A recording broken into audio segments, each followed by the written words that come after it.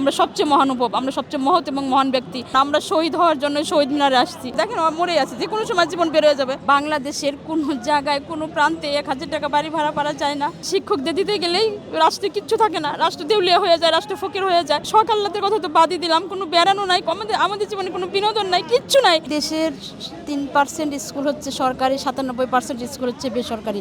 বড় বড় কর্মকর্তাদের দেখেন, তারা সবাই আমাদের মতো এরকম এমপিভুক্ত স্কুল থেকে পাশ করে আসছে। বাড়ি ভাড়া দেওয়ার নিয়ম হচ্ছে 45 থেকে 50%। সেখানে আমরা দেশের পরিস্থিতির কথা চিন্তা করে, আমরা বর্তমান সরকারের কথা পরিস্থিতি চিন্তা করে আমরা মাত্র 20% বাড়ি ভাড়া দাবি করেছি। এবং আপনারা জানেন আমাদের মাত্র 1000 টাকা বাড়ি ভাড়া দেয়। বাংলাদেশের কোনো জায়গায় কোনো প্রান্তে 1000 টাকা বাড়ি ভাড়া পাওয়া যায় না। এনটিআরসি নিয়োগকৃত শিক্ষক সবাই 200, 400, 500 কিলোমিটার দূরে আমরা চাকরি করি। 1000 টাকা বাড়ি ভাড়া বাংলাদেশের কোথাও আছে বলেন? এখন বর্তমান সরকার আমাদের জনগণের সরকার, জনগণের নিরপেক্ষ সরকার, যারা উপদেষ্টা মণ্ডলী আছেন তারা সবাই শিক্ষক। তাদের আমলে আসে আজকে আমরা 9ম দিন, 9 দিনের দিন আজকে আমরা এই শহীদ মিনারে বসে আছি। জানেন আপনারা, এই বিগত শুক্রবার থেকে আমরা এখানে অনশন অবস্থায় আছি। আমরা প্রত্যেকে অসুস্থ, কথা বলতে দেখেন অনেক কষ্ট হচ্ছে, আমরা কথা বলতে পারতেছি না। আমাদের পরশুদিন কিন্তু আমাদের একজন স্যার এই শহীদ মিনার থেকে অসুস্থ হয়ে তাকে ঢাকা মেডিকেলে ভর্তি করে দিয়ে আসছিলাম। একজন স্যার মারা গেছে। আজকে সকালে একজনকে দিয়ে আসছি।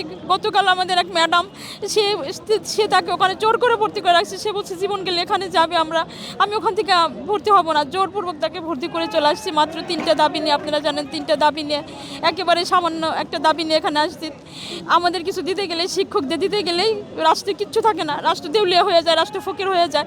স্বাধীনতা 54 বছর ধরে খেলে আমরা এই স্মৃতিটাই দেখে আসতেছি, এই ঘটনাটাই ঘটে আসতেছে।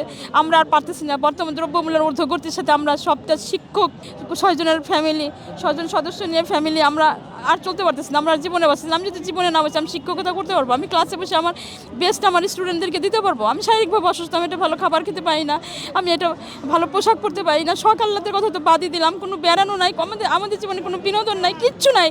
একটা জীবন আমরা যাপন করতেছি। সেখান থেকে আমরা এবার আসছি। এবার আমাদের দাবি পূরণ না হওয়া পর্যন্ত আমরা কোনো শিক্ষক এই শহীদ মিনার ছেড়ে যাব না। আমরা শহীদ হওয়ার জন্য শহীদ মিনারে আসছি। আমাদের দাবি আদায় না হওয়া পর্যন্ত আমরা এবার যাব না। আমরা খালি এতদিন দেখে আসি, আর না, আমাদের ধৈর্যের বাদ শেষ। মহানুভবতার জায়গা থেকে আমরা এখন সরে আসবো। আমরা শিক্ষক, আমরা সবচেয়ে মহানুভব, আমরা সবচেয়ে মহৎ এবং মহান ব্যক্তি। তাই এতদিন ধরে আমরা ধৈর্য ধারণ করে আসছি। এখন আমরা আর পারতেছি না। মরতে হলে এখানে মরবো।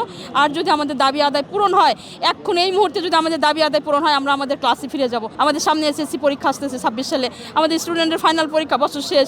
আমরা কোনো অবস্থাতে একটা শিক্ষক এখানে থাকতে চাই না। দেখেন তো এই ধুলা ময়লা, এইসের মধ্যে আমরা নিঃশ্বাস নিতে কষ্ট হতে চাচ্ছি। রাত নাই, দিন নাই, এখানে এই কষ্টের মধ্যে আমরা করতেছি। ঢাকা ইউনিভার্সিটির মতো জায়গায় এখানে যাদের আমাদের হাত দিয়ে যারা বড় বড় কর্মকর্তা আমরা একজন তৈরি করে দিছি, তারা নেওয়ার বেলায় 100% নিতেছে, আর আমাদের 20% দিতে পারে না। সবসময় আমাদের দেওয়ার বেলায় এরকম।